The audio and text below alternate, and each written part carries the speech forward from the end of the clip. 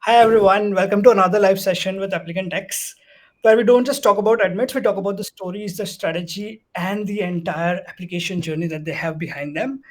Today's episode is really special because we have Harnoor over here with us. Harnoor, thank you so much for joining us. Harnoor and me, we worked together. I think for the last couple of years, we were working on our application. And please trust me when I say this, this wasn't an easy path. It involved a lot of reflection, courage, and Harnoor owning up to some tough parts of her story. Hanur is a finance professional. She's also a mental health advocate. But I don't want to talk a lot about her because I want to give this opportunity to Hanur to speak about her background, about her journey, her academic as well as professional journey, and the entire pre MBA journey that she has. Hanur, why don't you go ahead and introduce yourself to us? Sure. Thank you so much, Nirvan, for everything and also for hosting me today. Thanks. I think I'll share a little bit about my background. Mhm. So, for college, I did a BA in economics from St. Xavier's College, Mumbai.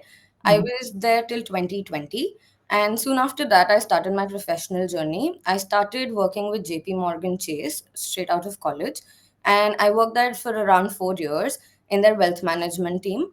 And after that, I think last year, June, I transitioned to a new role in Dubai as a finance manager in a small IT firm. So Mhm. that's where I'm working currently. And that's been my professional and I think academic journey so far. And yeah, the next step is Oxford, and I'm very excited to share about the application journey. Perfect, perfect. Thank you so much for giving us that quick introduction, Hanul. So, before I begin with even the Oxford journey, I just want to understand how did you feel when you get that admit from Oxford? Where were you? What were you doing? What was it like to receive that news from Oxford? I was at home, and the date they had given me during the interview itself, she'd given me a date, Hmm. and so I was awaiting the result, the email, Hmm. and I think, yeah, I was quite anxious, but at the same time, I was sort of trying to be chill. And when I saw that mail, I think the first thing you feel more than happiness is relief, True. and relief that you're in, like your foot's in the door, right? Correct. So that, and I think the first thing I did was call my parents and tell them about it.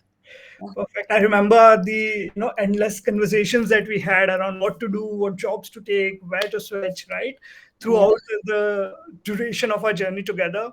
Is there anything that you want to talk or you want to say to your past self when you first started? I know you were a little nervous back then. You were thinking about where would you go in. You were applying to US schools, UK schools. What would you like to say to your past self? I think the first thing is for me personally, and I don't know if other people have had some shared experiences, Mhm. but I decided I wanted the MBA before I had figured out a why. Right. And that I feel was a big mistake, first of all. And by that time, I'd also told like my parents and everybody that this is something I'll be aspiring to do in the next 2 or 3 years. And so I was sort of logged in. And the in like the application journey and speaking to you actually helped me figure out the why. Right. And so I think the one piece of advice I would have given myself is figure out the why first. Why you want the MBA? Because everyone I spoke to has consistently told me only one thing: if you do not know what you're doing and what you want out of it, you'd be, even if you get in, you'd be lost. Agreed. So I think that would be, and also be patient, because a lot of times I would get anxious because I did not know the why, and sometimes it clicks when it has to click, Mhm. and I feel you need to be patient with yourself and like do a lot of introspection. Got it. Got it. I think those are really good tips on how to handle it. But I think it's easier said than done. Now we've gotten in. I think it's easiest to sort of say that to ourselves in the past. But I understand that it's very difficult to sort of feel that when you're starting with your journey. Hanur, why really Oxford? I know you applied to I think probably 4 or 5 different schools in US as well as in UK. Why Oxford? Which of the schools did you selected? What was your selection criteria like?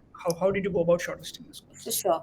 I think when you have I was speaking about why you want to get the MBA, the Hmm. first step to selecting schools is also that.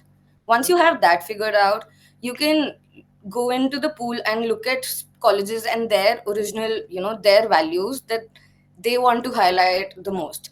And a lot of times, this is something I don't know if other people have faced because I've not spoken to another applicant about it.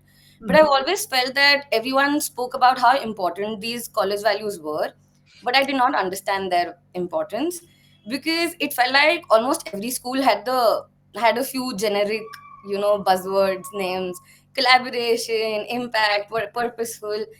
And I get that it's important, but then at the same time people were telling me that that is what differentiates these schools, which Mhm. was not apparent, because these are very generic qualities that almost everyone had an overlap of.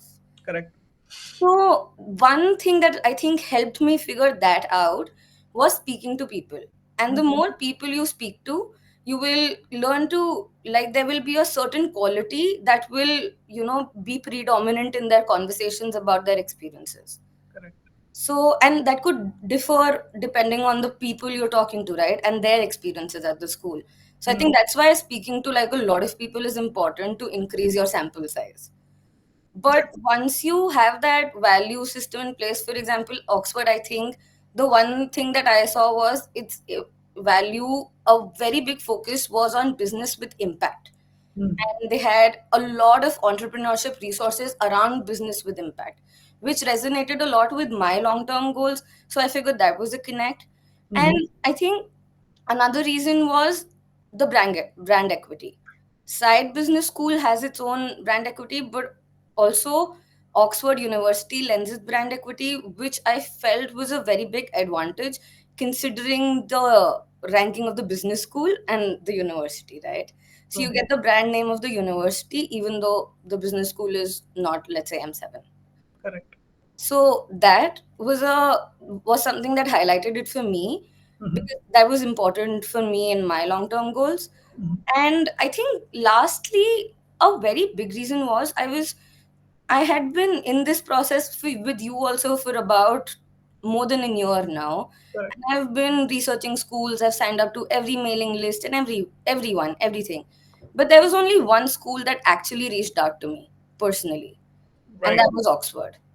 Mm.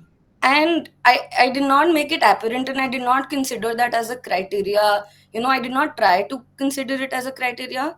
But Mhm. at the end of the day, personally, for me, it was Got it. a personal connect. And also when I was reaching out to people from different schools, Mhm. students from Oxford side were seemed to be, at least to me, the most helpful and the most willing to have a conversation, and even if they don't have the time, just to chat.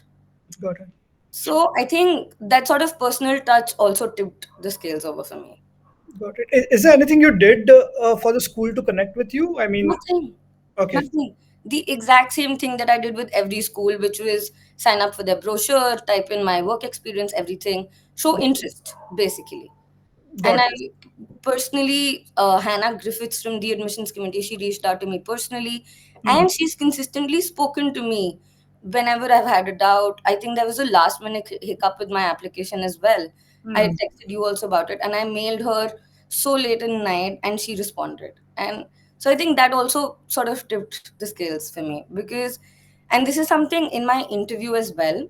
Mhm. um, I asked the question that we had also discussed is what do you think the school should be known for, which it isn't. And Mhm. my interviewer responded with that it's much more collaborative than you think it is. Mhm. And Okay. I think this process has showed me that, and that was a major reason I chose Oxford. Got it. Another follow up here is how did you really reach out to these students or alums of Oxford or to the other schools as well? LinkedIn. LinkedIn was the way. LinkedIn, and I think I mailed a few. But mailing usually generated far few, responses from them than LinkedIn. Got it. Is there anything specific you did on LinkedIn? Because a lot of people face very poor, return revert rates from the alums. Is there anything that you did or maybe searched or any strategies that you used to connect with a lot of people? Yeah, I think this is something you told me about as well, Hmm. which is so whatever your short term goal, your companies that you want to, let's say, for me, my short term goal was to be hired by a management consulting firm. So Hmm. I went on to their employment reports, found all the names of the management consulting firms, Hmm. into their LinkedIn pages and filtered out their they have the people column on every organization. So I went there and filtered out by school and then started looking at people. Even after that, I sent an invite to everyone on that list. But even after that, I specifically messaged people who had similar experiences or could be, aligned with what I want to do. Got it. Yeah. Got it. Makes sense. So I think that helps them to also sort of relate to your story and then maybe give you good advice that way. Yeah. Okay, Harnoor, coming on to the Oxford application, right? What I really want to understand here is, first of all, how much time did you give to the application, right? Not just to Oxford, but overall, how much time did you devote to the entire application journey?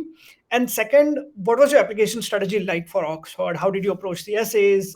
What story did you really want the adcom to remember you for you? Right. I think my application journey has been quite long, Right. and there have been a lot of things that I've done, a lot of procrastination as well. And but through it all, I think it just helps to remember. I think there were a lot of sleepless nights where I was figuring out the why. Okay. And when I had that figured out, the application took about, I think, month to, I think, for the first draft, and the second month to finishing it off, right? Correct. So that was the amount of time, and I usually took much more amount of time than you actually allocated for it, Correct.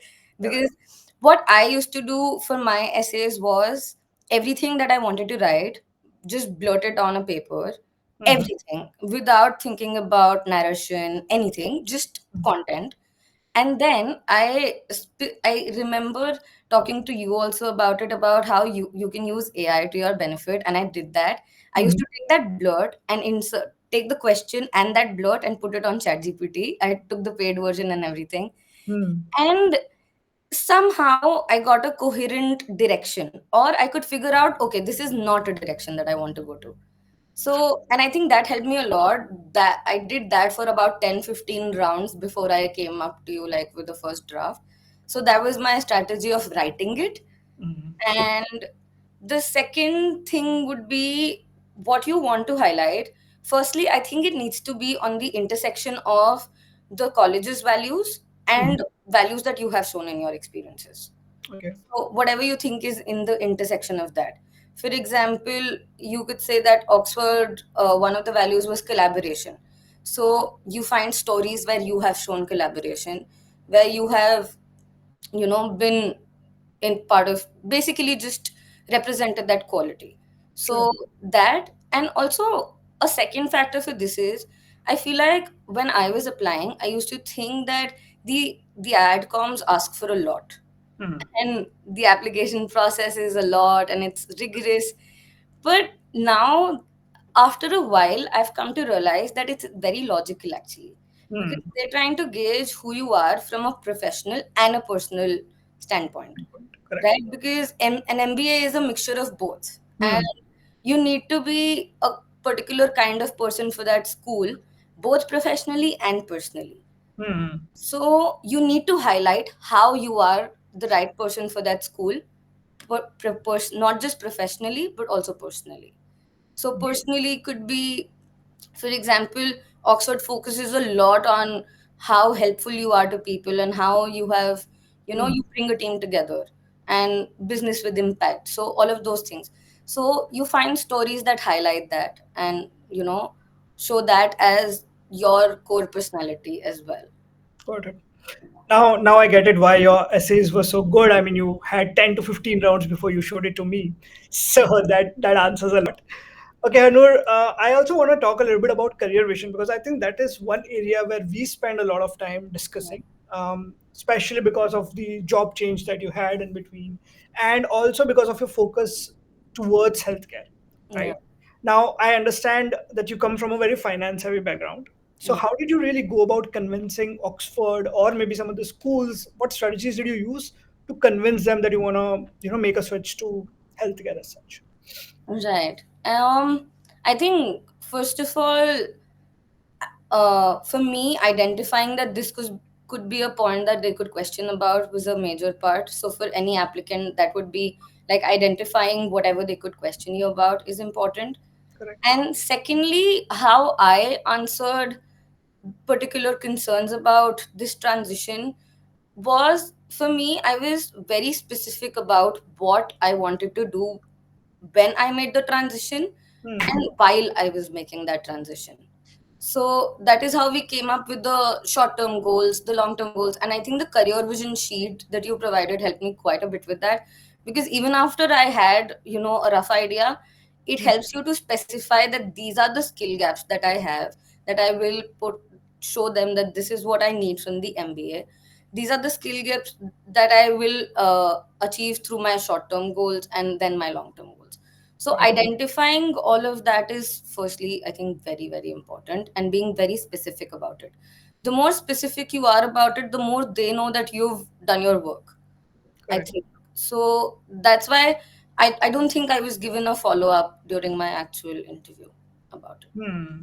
But is there anything that you did in your application as well? Apart, I mean, I understand that you're talking about being specific, but did you also try to counter that point by doing something or by ensuring Right. that you have something on your resume or on your application?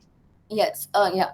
So about that as well, I also secured like a pre-MBA internship Hmm. at a hospital, which was at the intersection of my current role and what I wanted to do in the short term and long term.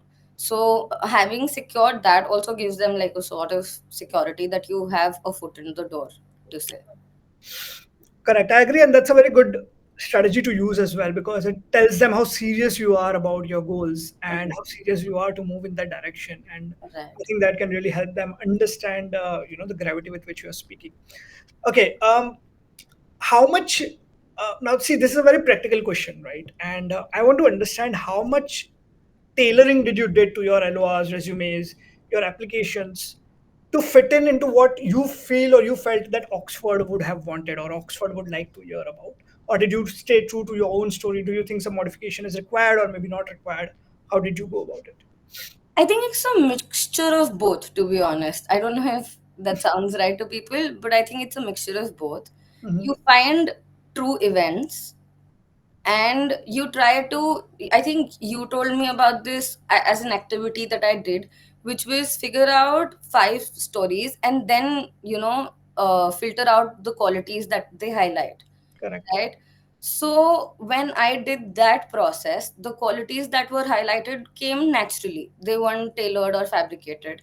And then out of those qualities, I just had to find an intersection with the qualities that Oxford looks for. Correct. So when you find that intersection, you can tailor those stories to show that or communicate that particular quality in a better way. Mm. I think that. Got it. Got it. No, makes sense. I think some bit of modification definitely is required, but it's also important to understand how do you really mold your story rather than force fitting, those values into your story, which Right. is sort of like you need a scalpel to sort of do that. Yeah, so to do that, you first need to figure out your qualities Correct. instead of looking at the school's qualities first. Correct. That way, you won't be, even subconsciously re engineering those qualities into your profile. Got it. Got it. Coming to the essays right now, right? Any specific tips? I know you talked about how you used AI as well, right, for helping you structure your thoughts and brainstorm a little bit more. But for someone who is really starting with their essays right now, do you have any tips or insights on how to go about their essays? Not just Oxford as such, but overall, how do they really approach the essays part of an application? Think of it like a introspection journey. I think the first step is that. And depending on the school, they honestly they have very varied questions. But Correct. there is one particular question that every school will ask, which is your short-term goals, your long-term goals, and why Correct. MBA, right? So these are three questions that everybody will ask. Now, introspecting about if you've already done the career vision part, then you'll be covered with that. But you need to figure out the content that you need to present. For Hmm. that, you could have multiple editions of the content you want to present, maybe two or three stories for everything. So Hmm. write everything down. Right. Right. Whatever you're thinking, just write it down. And there were a lot of times when I did not actually write it down and just thought about it and forgot. Hmm. But I think what would really help is sit down and write, no matter, without worrying about the narration, without worrying about what kind of story you want to show. just write everything down.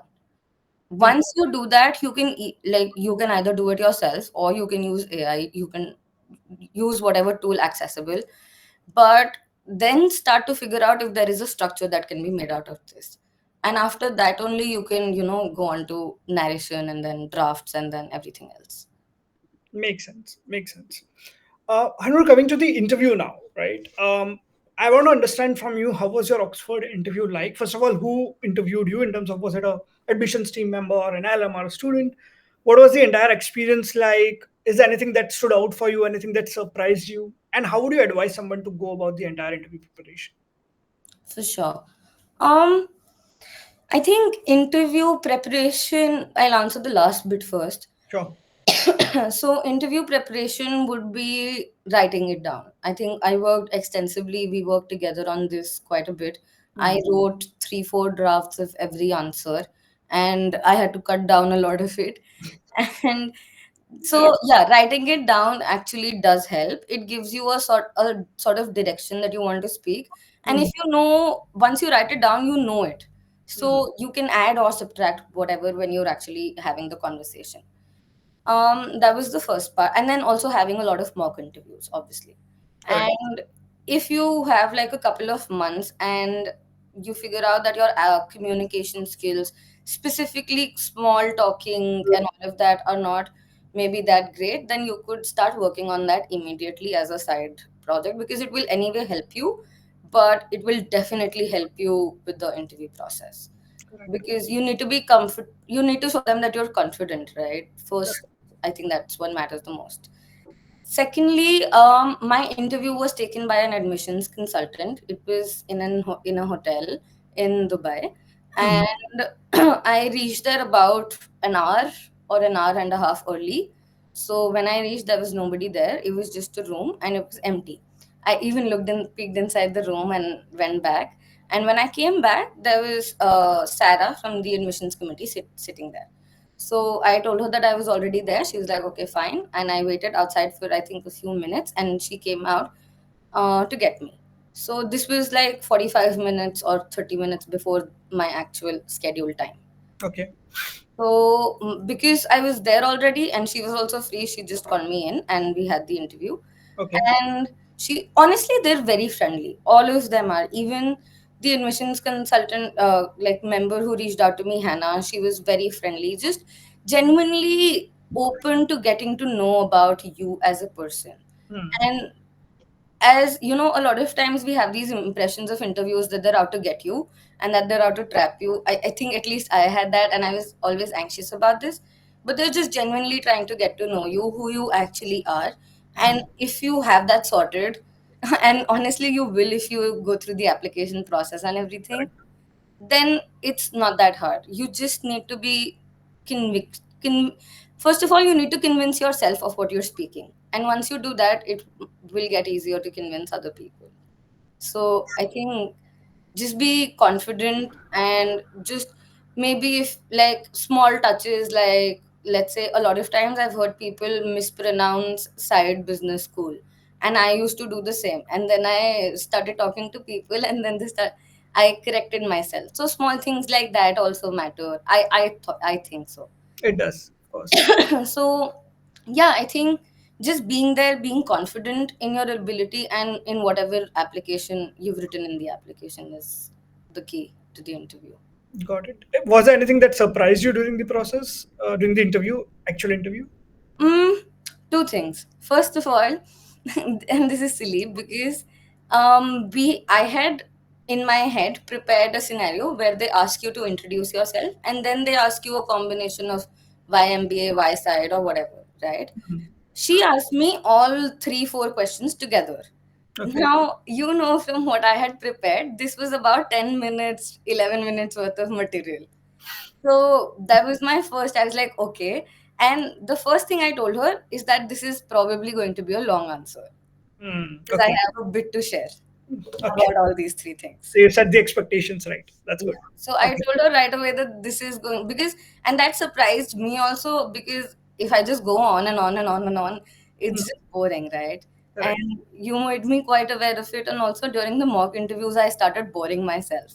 Correct. So that's where you can check yourself that, it's ultimately a conversation and you need to be the interesting person. That's it. Correct.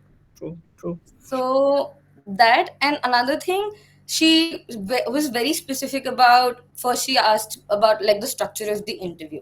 So first she asked me about the goals aspect, all of that, and then she specifically stated that now we're going to the personality questions. I don't remember what they're called, Mm. but to those questions. And Mm. in those questions, there was just one question that I hadn't heard before, and that was sort of surprising, which was, when tell me about a time that you have faced consequences for doing the right thing. Mm. Okay. Interesting. So this was an interesting question. I think that was the one that took me by surprise. Got it. Got it. Okay. Coming out and zoning out of the entire journey, I know you've had a long journey, right? You postponed your application a couple of times there. Um, was there any time at any point during the application journey that you felt that you've given up, or you felt that hey, this is it, I'm not going to apply anymore?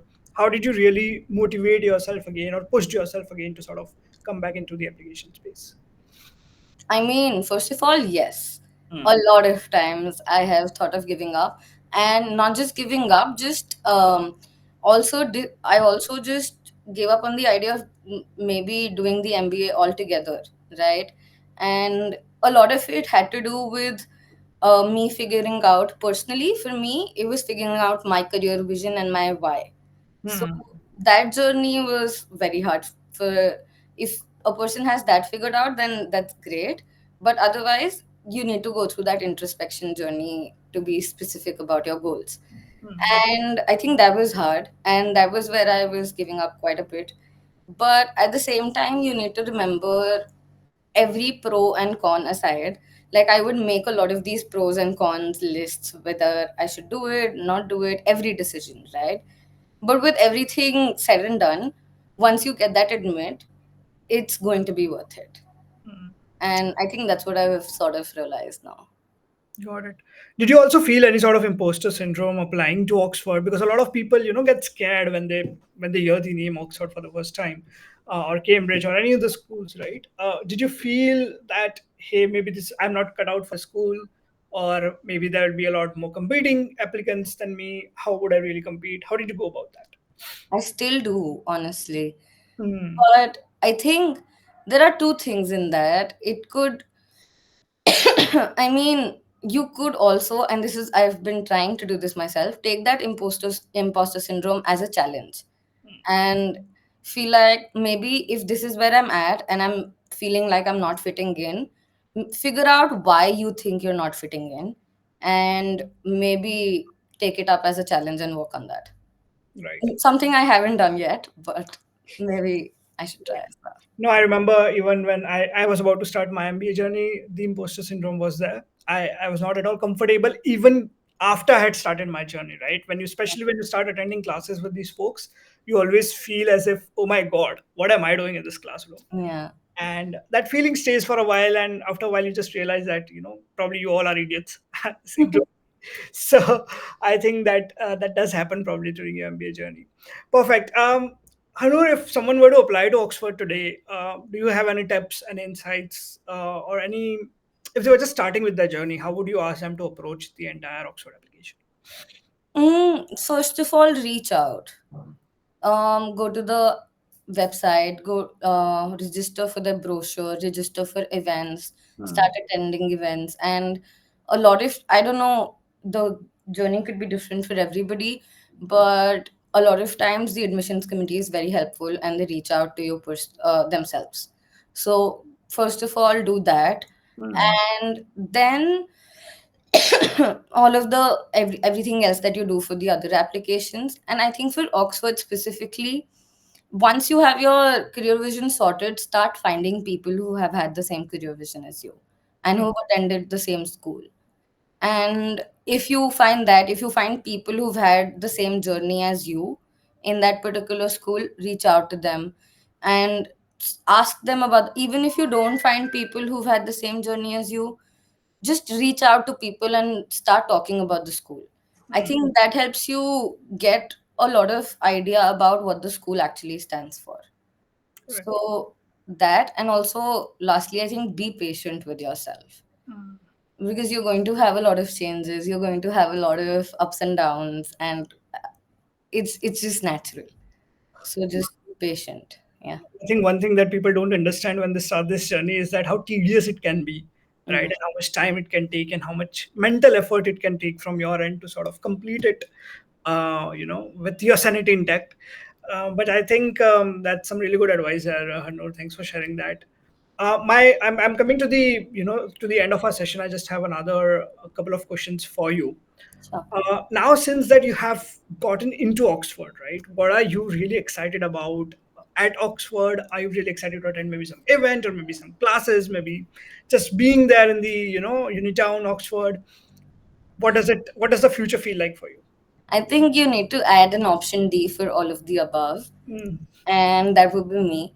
And I'm excited about most things, but personally, I'm just most excited about being there and meeting people. mm, right. So, yeah, and connecting with people from different industries and different aspirations would be also very, very interesting.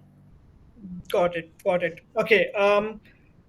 One more thing that I really, I've heard different answers for these questions from different people that I have conducted, these sessions with, is how involved is the school after you get in. So you received your, offer letter, you received the congratulations, blah blah blah. How involved are they with you in helping you with your transition from your current space to from India to, let's say, UK? Maybe with the visa process, maybe with just helping you understand the UK culture. How involved was Oxford with you? I think till now I haven't had a lot of interaction as such, but Hmm. they are very active with their communication, Hmm. and also sorry, groups start getting made, and you can start talking to people from your particular, at least right now I'm only part of a group from my particular region, Hmm. but after a while you get added to those groups and you can interact there. Then they also have, for example, there's a Forte Foundation conference being held in Colorado in June, uh, to which Oxford students are also invited. So they're also, very active about sending out these sort of invites and things like that. Hmm. And I think after a while, they've also started conducting sessions on the student visa and all of that process. So I think they're so far they've quite been quite helpful. Got it. Final question from my end, Harnoor, before we wrap the session up, is also a little bit to do with the UK economy, right, as a whole. I understand UK is also going through a little bit of recession right now, and I think that's probably the case with the entire world. But how do you think you are preparing yourself for the placements, right? I know it's still too early to talk, but have you started reaching out to creating your network? Maybe there is some talk in those admitted groups that you have with other admitted students. How are you really feeling about the entire placement vibe, the entire job scenario vibe? So for placements particularly, I think I set my expectations very differently even while I was applying.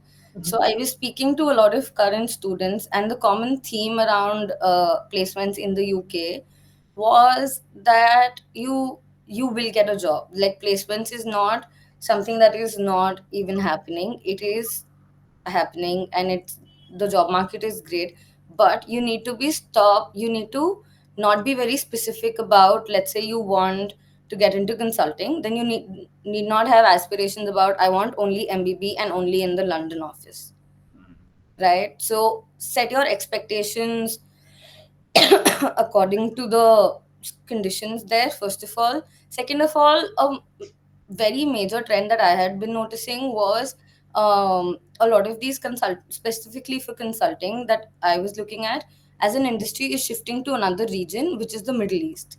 Right. So most of sides and in fact Cambridge's judges alumni have been hired in MBB even or other consulting firms offices in the Middle East region and not UK or Europe. Correct. So, and this is a trend that a student also shared with me, and I was quite open to the idea because I was not particularly set on living in like look using the MBA to transition to UK, let's say as a location. Mhm. So that way it sort of works out for me. But if someone has is solely looking to use this MBA to transition to living in UK, I think that could be something. Then you need to figure out conditions of the particular industry. Yeah. Got it. Makes sense. Makes sense. Anur, thank you so much for sharing that. Any final thoughts, right? You want to wrap up the session with any, any insights or any tips or any jokes maybe that you want to share with everyone? Feel free to do that. No jokes. But I think I personally was have been throughout anxious, lost a lot of nights of sleep over this, and but at the end of it, you need to realize that what these MBA schools actually forced me to do, and this could just be me, was I had this mentality of always chasing brand names, or let's say, pedigree or money over what I actually wanted to do. And that was the mindset that I had, not maybe because I hadn't really found my why, but for me, that was the case. And I think this journey really helped me figure out what I wanted to do, which is quite contradictory to what everyone around, I think, in Indian society tells you to do. So also this could be a very eye-opening journey for anyone who's living in India with solely the mentality of how I used to be, which is that I need to work to earn money, and that's about it. Got it. Got So it. it could be really helpful and eye-opening in that aspect as well, I think. Got it. I think that really does make sense, Harnoor. But Harnoor, I really want to thank you so much for showing up today and for doing this session. I know I only reached out to you yesterday for this, and thank you so much for agreeing to doing this on such a short notice, and also for sharing such deep insights. And a lot of people when I do these sessions with them, they'll always share a lot of textbook answers, but they won't share their fears. They won't share what really went, the anxiety that they went through, right, throughout the process, and how they overcome those things. So I really want to sort of appreciate the truthfulness that you've sort of showcased, and the courage that you have shown here today in this session. I really feel that a lot of people who are watching this will benefit from this.